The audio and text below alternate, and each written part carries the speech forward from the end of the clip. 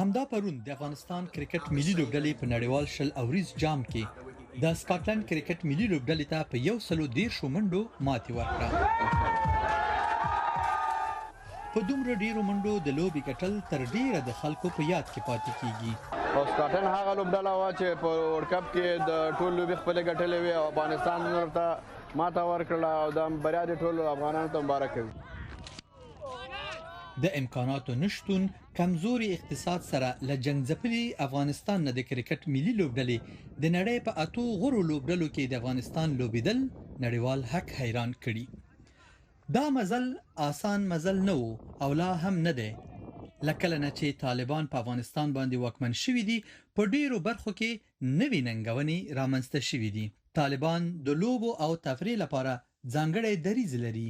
خو لا نه یوازې په کرکټ سیوری نه دی پریوتی بلکې د طالبانو ځینې غړي له کرکټ سره ځانګړې مینه هم لري.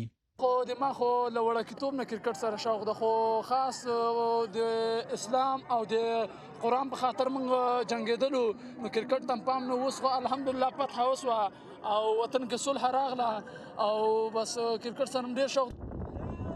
د یو روښانه راتلونکي په تمه او د افغانستان لپاره په نورو نړیوالو لوبو کې د ځای کاره کولو په هیله د پخوا په شان ځوانان په خاورو دوړو کې د کرکټ لوبي کوي او په ګردمنو مخونو او لاسونو خپل ټیم لپاره د بری هیله لري. خپل ټیم لپاره په اتفاق او اتحاد ولوبيږي او ان شاء الله چې په اتفاق او اتحاد ولوبيږي ان شاء الله ډېر مخکې لاړ شي ځکه زموږ پلیران اکثر اوس لیګ پلیران دي غړ لیګونه کړي دي نو ان شاء الله تجربه ټول سره شته ده ان شاء الله امید لرو چې سیمفانه پر خو ان شاء الله زی.